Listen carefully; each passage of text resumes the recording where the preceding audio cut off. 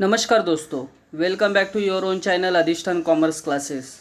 आज के वीडियो को हमारा सब्जेक्ट है economics 7 chapter national income and today's topic is difficulty in the measurement of national income. Last time हमने देखा था थ्योरेटिकल डिफ़िकल्टीज़, आज हमें देखना है प्रैक्टिकल डिफ़िकल्टीज़ या statistical difficulties in the measurement of national income. So video को शुरू करने से पहले दोस्तों इतना ही कहना चाहूँगा, अगर आपने फर्स्ट टाइम चैनल को विजिट किया है तो प्लीज़ चैनल को सब्सक्राइब करना, साथ में जो बेल आइकन दिया है उसको भी हिट करना ताकि आपको रेगुलर अपडेट मिलते रहे।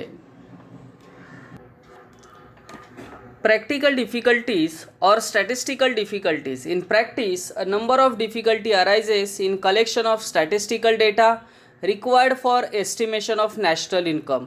Some of the practical difficulties are as follows. So statistical data collect करने में, कैलकुलेट करने में जो डिफ़िकल्टीज़ आते हैं वो हमें प्रैक्टिकल डिफ़िकल्टीज़ या स्टैटिस्टिकल डिफ़िकल्टीज़ में देखने हैं। First point, problem of double counting. The greatest difficulty in calculating national income is of double counting. It arises from the failure to distinguish properly between a final and intermediate goods. देखिए, सबसे पहला and important जो problem है double counting का, क्योंकि हम लोग ये डिफ्रेंशिएट नहीं कर पाते कि फाइनल गुड्स कौन से है और इंटरमीडिएट गुड्स कौन से है। तो इसके वजह से एक ही प्रोडक्ट दो बार गिने जाने का चांसेस होता है। For example, flour used by a bakery is an intermediate product and that by a household is a final product. So जैसे फ्लोर हम लोग यूज़ करते हैं, बेकरी में यूज़ किया जाने वाला फ्लोर जो है वो एक इंटरमीडिएट प्रोडक्ट है, बट जब हम लोग घर में यूज़ करते हैं तो वो फाइनल प्रोडक्ट की तरह काम करता है। तो यहाँ हमें डिफ़िकल्टीज़ क्या है कि एक ही जो कमोडिटी है या प्रोडक्ट है वो दो बार गिने जाने का चांस ज़्यादा है। That is the first difficulty in problem of double counting.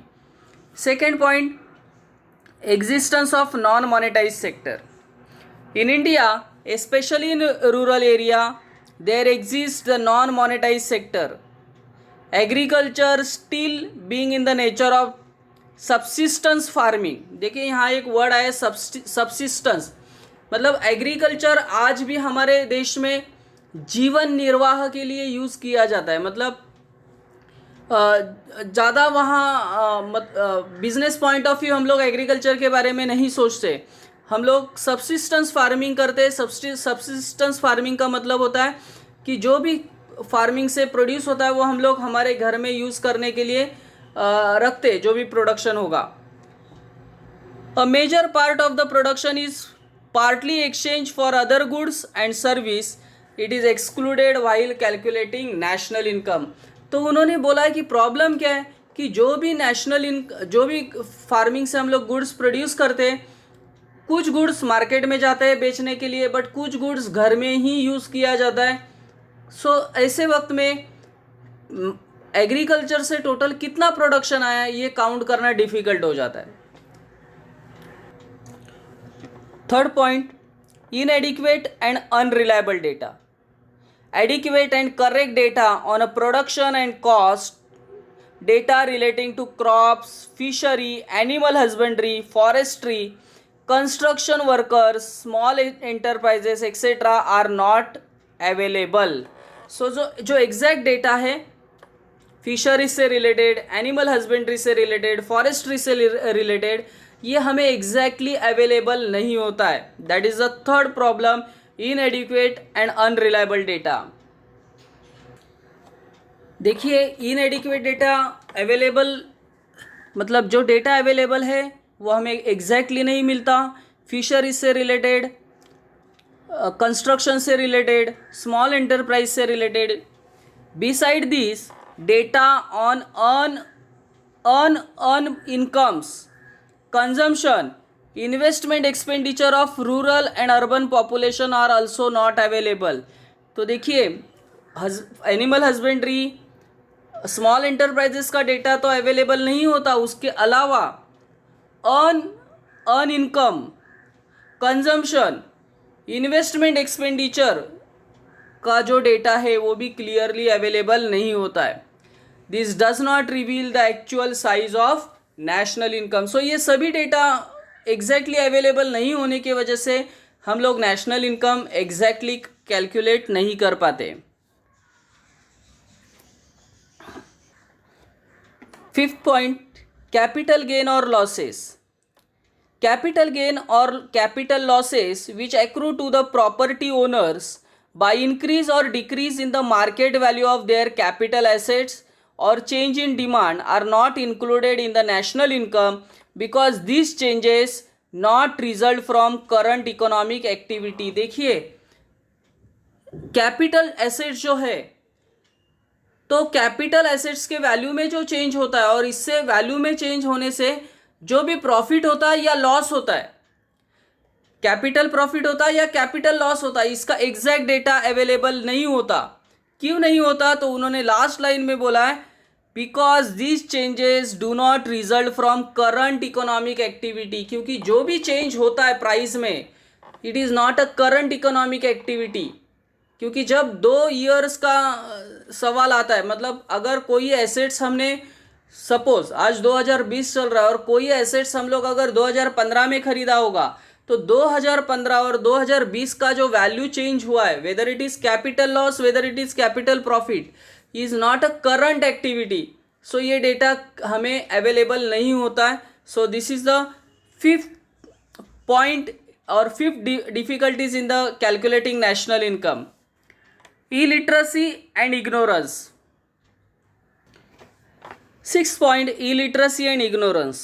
Due to ignorance and illiteracy, small producers do not keep an account of their production, so they cannot give information about the quantity or value of their output. देखिए जो छोटे small producer जो है, ignorance के वजह से कहिए या इलिटरेसी के वजह से कहिए, वो अपना अकाउंट रिकॉर्ड मेंटेन नहीं करते. सो अकाउंट या रिकॉर्ड नहीं मेंटेन करने के वजह से उनके पास पूरा डेटा अवेलेबल नहीं होता. एग्जैक्ट कितने गुड्स प्रोड्यूस किए गए, उसका वैल्यू कितना, ये एग्जैक्टली मालूम नहीं होता. सो इसके वजह से नेशनल इनकम कैलकुलेट करने में प्रॉब्लम क्रिएट होते हैं. 7th point, difficulties in classification of working population. In India working population is not clearly defined. देखिए एग्जैक्ट वर्किंग पॉपुलेशन क्या है, उसका क्या डेफिनेशन है, ये हमें मालूम नहीं. For example, farmers in India are not engage in agriculture round the year. क्योंकि देश के हमारे जो फार्मर है पूरे 12 महीने काम नहीं करते. Obviously in their off season they engage themselves in alternative occupation. In such case it is very difficult to identify their income from a particular occupation. जैसे हमारे देश में बारिश जो होता है वो एक 4 महीने का पीरियड होता है, तो 4 महीने में फार्मर्स क्या करते हैं, काम करते हैं, बाकी के टाइम में वो दूसरा कुछ काम करते हैं. तो एग्जैक्टली किस ऑक्यूपेशन से कितना इनकम आया है ये हमें मालूम नहीं होता. So that is the 7 difficulties in the classification in the calculation of national income. Then 8 number point, valuation of inventories. raw material, intermediate goods, semi-finished goods and finished product in the stock of producer are known as inventory. देखिए inventory का meaning क्या किया उन्होंने, जो भी raw material है, intermediate goods है, semi finish goods है या फिनिश गुड्स है, जो एक प्रोड्यूसर के स्टॉक में है, उसका मतलब होता है inventory. Any mistake in measuring the value of inventory will distort the value of final production. तो आप इन्वेंट्री कैलकुलेट करने में अगर कुछ गलती करते हैं तो आपका प्रोडक्शन कितना हुआ है वो गलत कैलकुलेट हो जाएगा. Therefore valuation of inventory requires careful assessment. तो these are the 7 practical difficulties in the calculation of national income. I hope दोस्तों ये सभी पॉइंट आपको समझे होंगे.